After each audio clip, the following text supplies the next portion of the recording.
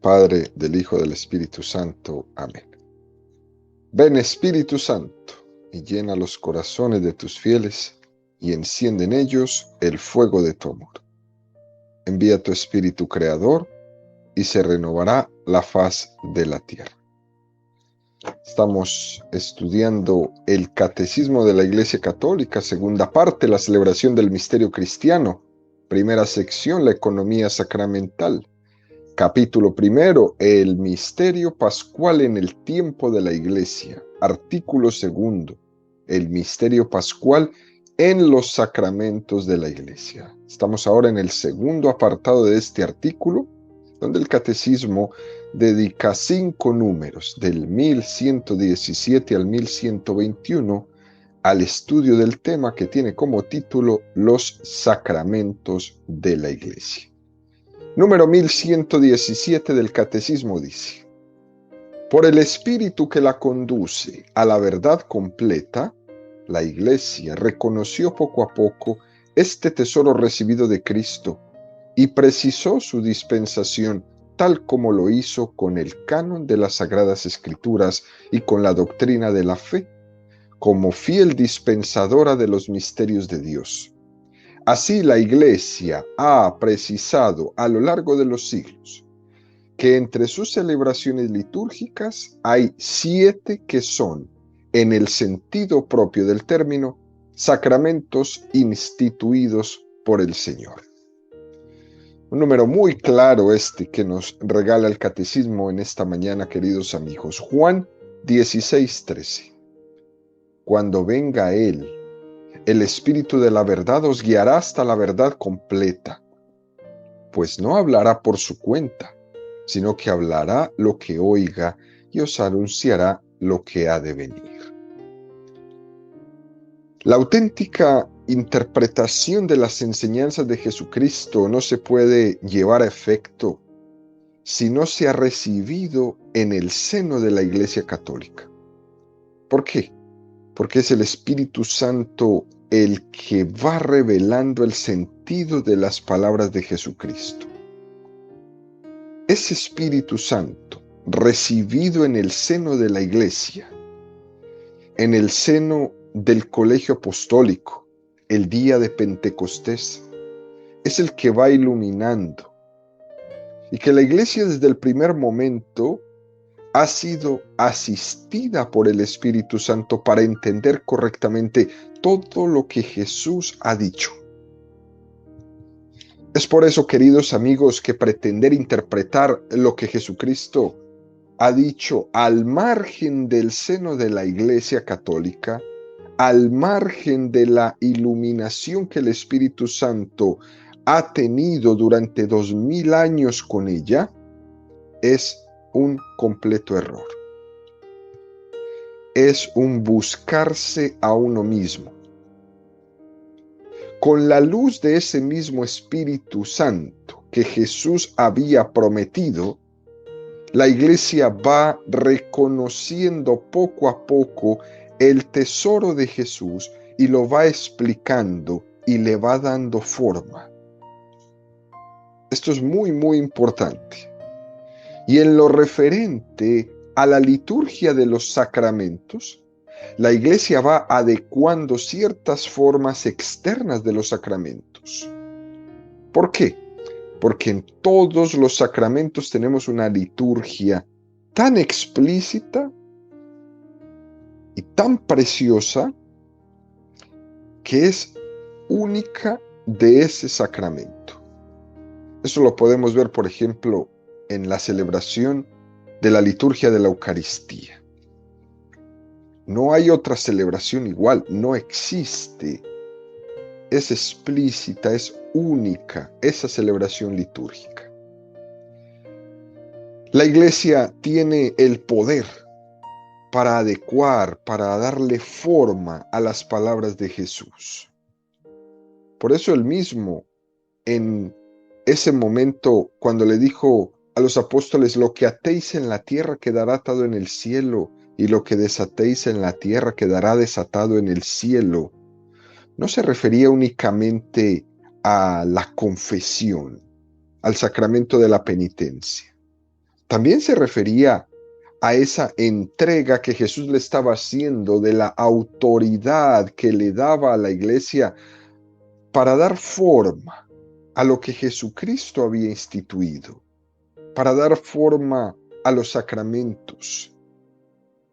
La iglesia ha sido instituida por Jesucristo como dispensadora de los misterios de Dios. Eso que hablábamos ayer, esos misterios de Dios que se tienen que dar porque son la obra maestra de Dios. Esa obra maestra que son los sacramentos, Jesucristo se los entregó a la iglesia para que ella fuera la dispensadora. Eso es una gran tarea. Le corresponde a la iglesia hacer esta dispensación de los regalos de Dios de una manera muy responsable. Y para poderlo hacer, ella a través de los siglos ha tenido que ir formando, adecuando en la forma de expresarlos, en la forma de poderlos dispensar. Mateo 13:52, y les dijo: así, todo escriba que se ha hecho discípulo del reino de los cielos es semejante al dueño de una casa que saca de sus arcas lo nuevo y lo viejo. La Iglesia Católica tiene la capacidad de sacar del depósito de Jesucristo aspectos que son totalmente novedosos y también tiene esa capacidad de actualizarlos. Saca lo nuevo y lo viejo. Esa imagen del arca es la imagen del tesoro del depósito que se ha puesto en manos de la iglesia. Y de ahí la iglesia va dispensando. Desde esa arca la iglesia va entregando, va administrando ese tesoro. Primera de Corintios 4:1-2. Por tanto, que no tengan los hombres por servidores de Cristo y administradores de los misterios de Dios.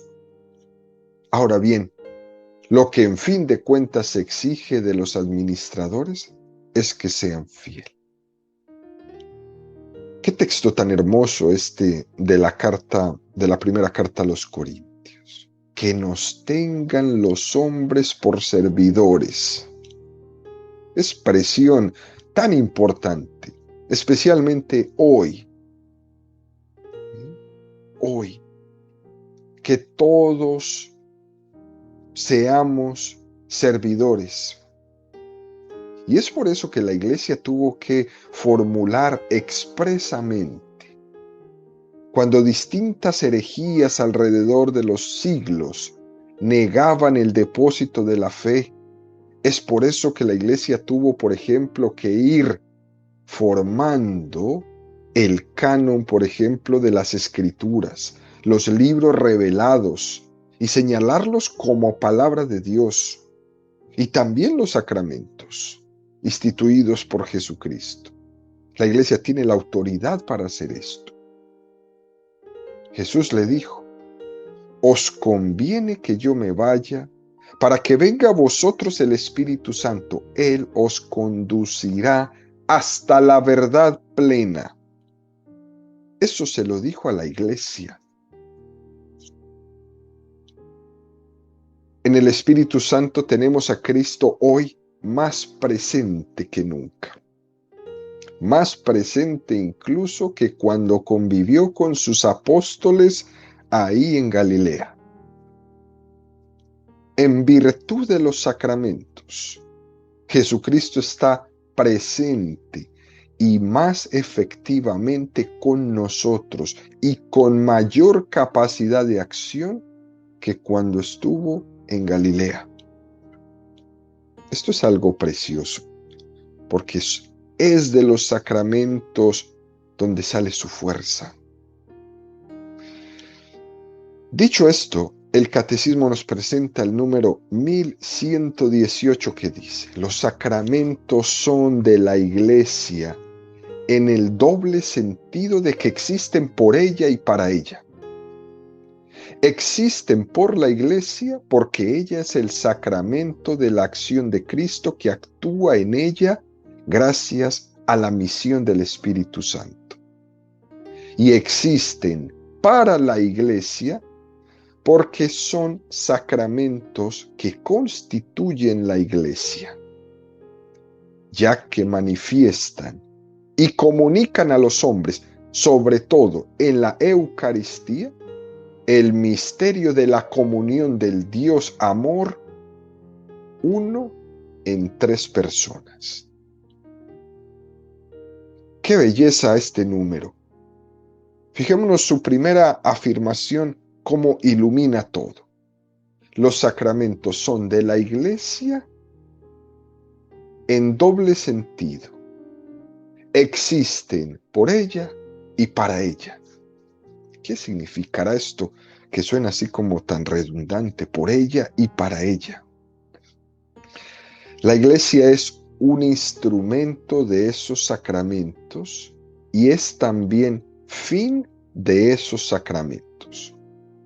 Tenemos una conciencia clara de que la Iglesia es instrumento del perdón y al mismo tiempo es perdonada. Fíjese qué cosa tan bonita esta. Por la Iglesia viene la gracia al mundo y para ella es también la gracia. Fíjense, queridos amigos, a veces el mundo se escandaliza cuando observa que Dios ha puesto sus dones de gracia en manos de pecadores. Claro que sí. Y uno escucha expresiones tan fuertes como esta. ¿Cómo es posible que este hombre cura, es un pecador peor que yo, esté ahí sentado perdonando pecados a los demás? Eso se escucha todo el tiempo. El caso es que en estos comentarios se equivocan, porque las personas que los hacen se les olvida de que el perdón viene a través de la Iglesia como un instrumento de barro, pero instrumento de Cristo para hacer llegar el perdón. Dentro de la historia de la Iglesia, uno de los escándalos que pudiera ocurrir fue que en los primeros siglos de la Iglesia, cuando los cristianos estaban siendo fuertemente perseguidos en las persecuciones de los romanos, en esas persecuciones donde hubieron cientos de miles de mártires por la fe, también hubo un grupo de esos perseguidos a los cuales apresaban y en el momento que les decían que les dejaban libres si renegaban de su fe, ellos, puede ser por miedo o otras circunstancias, renegaban de su fe y los dejaban libres. Las primeras comunidades. A estos hombres y mujeres, incluso sacerdotes, les llamaban lapsis. De una manera como prácticamente los marcaban, les ponían un sello, los lapsis, los que habían traicionado la fe, que no habían sido valientes de morir por Jesucristo, sino que en el momento de decidir morir por Cristo o renegar de Cristo para conservar la vida, ellos prefirieron renegar de Cristo. Cuando llegaba el tiempo de paz, ¿no?, cesaban un poco las persecuciones, a esos lapsis, especialmente a los sacerdotes lapsis, a los sacerdotes que habían renegado de su fe, a esos sacerdotes se les impedía ser readmitidos en la iglesia como sacerdotes. No podían celebrar, no podían administrar los sacramentos a los católicos. Entonces los llevaban a una vida de penitencia antes de volver a presidir cualquiera de la liturgia con los cristianos. Iban en el orden de los penitentes para recibir el perdón. Esto a mucha gente no le parecía bien. No le parecía que uno que había traicionado pudiera ser perdonado y regresar al sacerdocio a seguir predicando y a seguir celebrando los sacramentos con las comunidades. Uno de ellos, de los más grandes también de la historia, que se llamaba Tertuliano, para él esto era un escándalo y él no lo admitía. Él decía que los sacerdotes que habían abdicado de su fe no tenían derecho de poder volver a dar la comunión o de poder volver a confesar después de haber traicionado su fe. Esa fue una de las crisis más grandes que tuvo la iglesia en los primeros siglos. Que al pecador, por este pecado, se le permitiera ser instrumento de la gracia de Cristo. Y la respuesta de la iglesia fue muy clara. A través de ese hombre se podía recibir la gracia de Cristo, porque Él es un instrumento, porque no es la santidad de la persona del sacerdote la que te asegura el perdón de los pecados, sino la gracia de Cristo. El sacerdote incluso podría estar en pecado mortal celebrando la Santa Eucaristía, y esa Eucaristía es igual de santa, porque no la hace santa Él, sino la gracia de Cristo. Por esta razón hubo una parte de los fieles que se separaron de la iglesia por este escándalo, ¿no? En algunas de las herejías.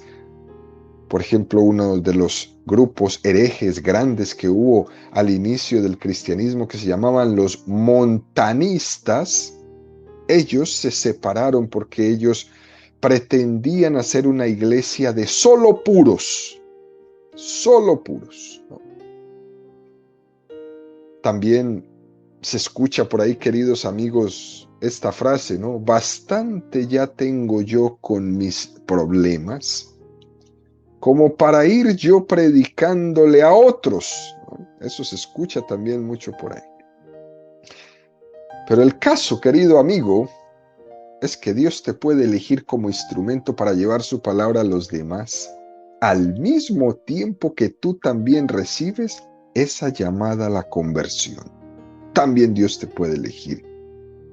Es un error pensar que uno tiene que estar perfectamente santificado para poder ser instrumento de conversión para los demás. Ese pensamiento es bastante erróneo. Todos estamos en camino de conversión.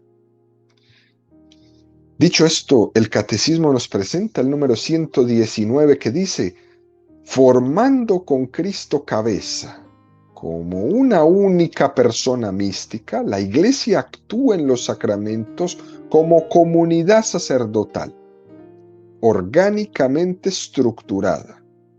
Gracias al bautismo y a la confirmación, el pueblo sacerdotal se hace apto para celebrar la liturgia. Por otra parte, algunos fieles que han recibido el sacramento del orden sacerdotal están instituidos en nombre de Cristo para ser los pastores de la iglesia con la palabra y la gracia de Dios. Número muy iluminador para entender esta estructura de la iglesia.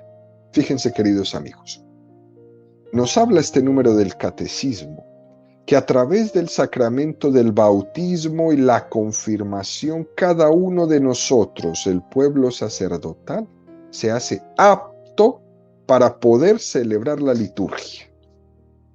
¿Qué significa esto? Significa que todo bautizado es sacerdote, aunque no lo sea ministerial. Por ello nos hace plenamente aptos para celebrar la liturgia.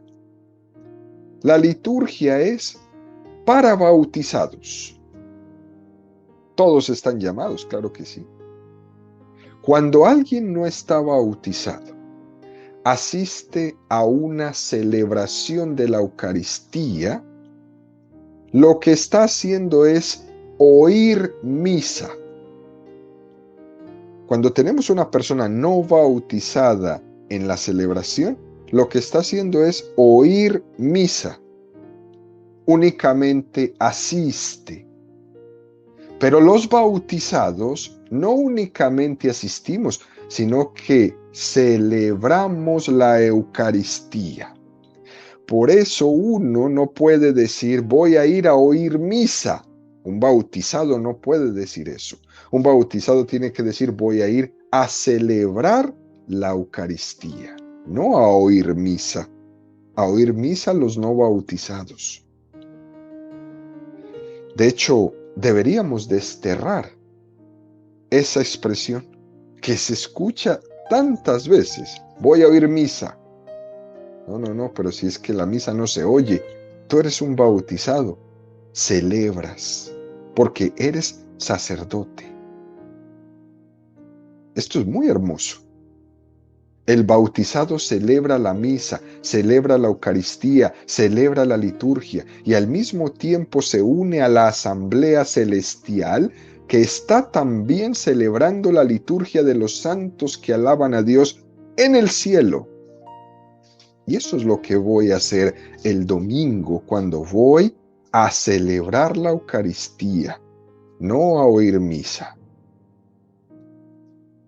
Es a través del sacramento del bautismo, donde somos injertados en el mismo sacerdocio de Jesucristo que alaba al Padre.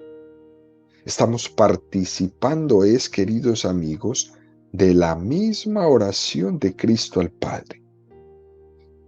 Dice también este número del catecismo: algunos fieles que han recibido el sacramento del orden sacerdotal están instituidos en nombre de Cristo para ser los pastores de la Iglesia con la palabra y la gracia de Dios. Hermosísimo. Este sacerdocio es el reflejo de Cristo en cuanto cabeza del cuerpo místico que es la Iglesia.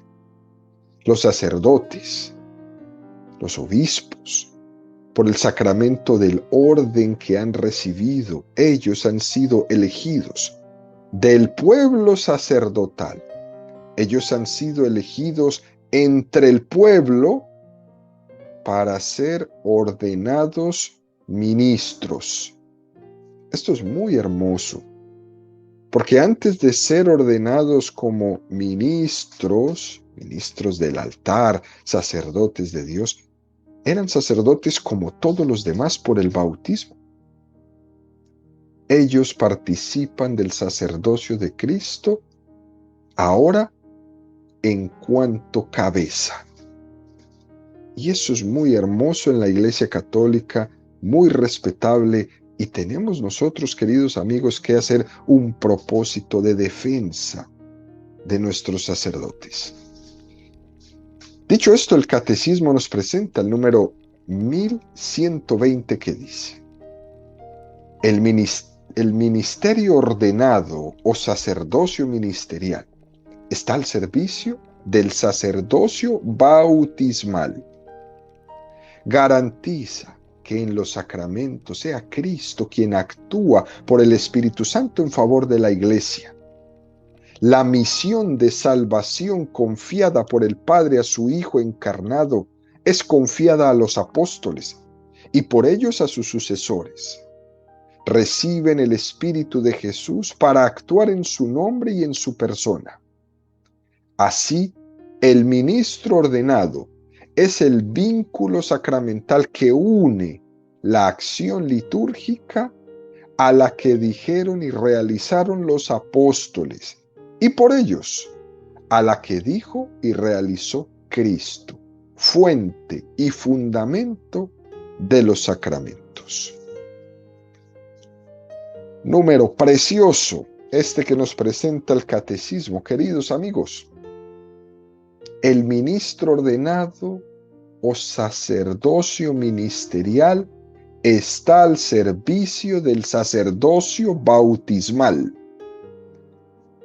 Porque es que los sacerdotes y los señores obispos están ahí es para el servicio de todos los bautizados. Y cuando a uno de ellos se le olvida para qué lo escogió Dios, entonces por eso es que muchas veces vemos que pasa lo que pasa. Nos volvemos antitestimonio de Jesucristo. Hay una frase muy hermosa que siempre me ha gustado de San Agustín. San Agustín decía: para vosotros soy obispo, con vosotros soy cristiano. La misma palabra, queridos amigos, jerarquía, su significado es servicio. El mismo Jesús lo dijo: he venido a servir y no a ser servido. La misma traducción nos habla de que la palabra que utilizamos para expresarnos con el Santo Padre, Papa, el que ha recibido el poder de Pedro apóstol, el Papa en la tradición se hace llamar el siervo de los siervos de Dios. Esto es muy, pero muy, muy hermoso. Así, el ministro ordenado, que es el vínculo sacramental que une la acción litúrgica a lo que dijeron y realizaron los apóstoles, está ahí haciendo eso como servidor.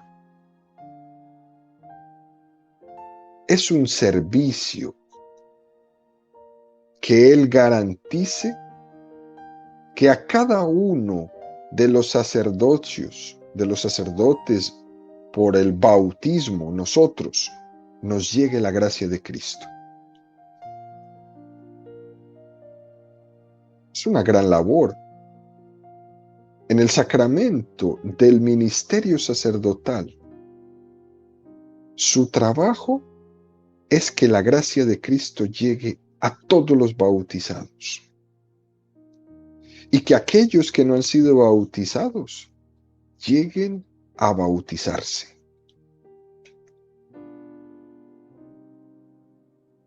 Todo esto, queridos amigos, se logra, se comunica, se entrega esta gracia a través de una cosa que hemos llamado y que hemos explicado ya en otras catequesis, la sucesión apostólica. La sucesión apostólica. Y esto es porque la gracia de Cristo ha llegado sacramentalmente a ese sacerdote por una cadena ininterrumpida, por la imposición ininterrumpida de las manos, del signo sacramental de la imposición de las manos desde los apóstoles hasta hoy. Esto es muy hermoso y nos llena de gran seguridad. Sin embargo, fíjense, queridos amigos, en el sacramento del bautismo no tiene este aspecto. Este sacramento no precisa el bautismo de la sucesión apostólica para poder ser conferido.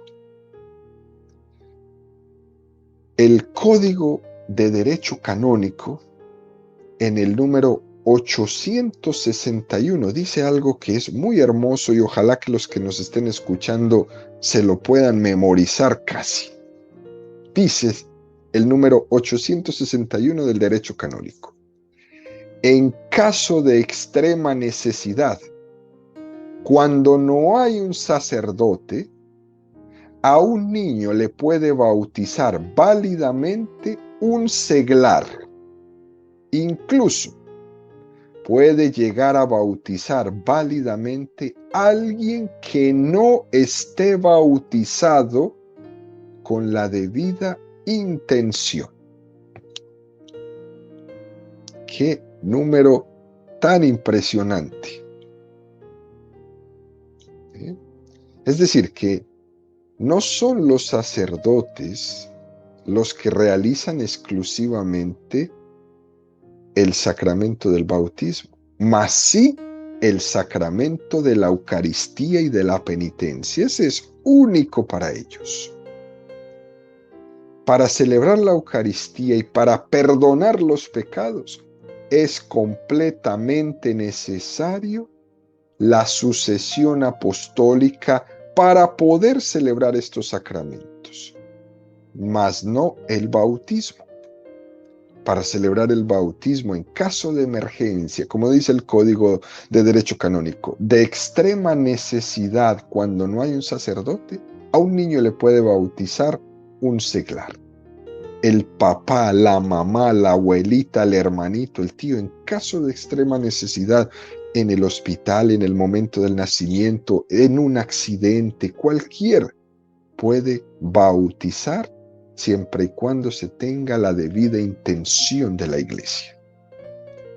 Esto es muy bello, pero también nos da a cada uno de nosotros ese poder sacerdotal que tenemos por el bautismo, pero no para perdonar pecados ni para celebrar la Eucaristía. Dios ha querido que el sacramento del ministerio sacerdotal signifique y garantice un vínculo de comunión y de transmisión de Cristo a través de los apóstoles y de sus sucesores. Esto es para que tengamos mayor comunión. Dios es todopoderoso y podría llegar sin necesidad de esa sucesión ininterrumpida, pero Él ha querido hacerlo así, a través de la sucesión apostólica. ¿Para qué? Para garantizar nuestra unión. Por último, dice este número, queridos amigos, la misión de salvación confiada por el Padre a su Hijo encarnado es confiada a los apóstoles y por ellos a sus sucesores. Juan 20, 21, 23. Jesús les dijo otra vez: la paz con vosotros. Como el Padre me envió, también yo os envío. Dicho esto, sopló sobre ellos y les dijo: recibid el Espíritu Santo.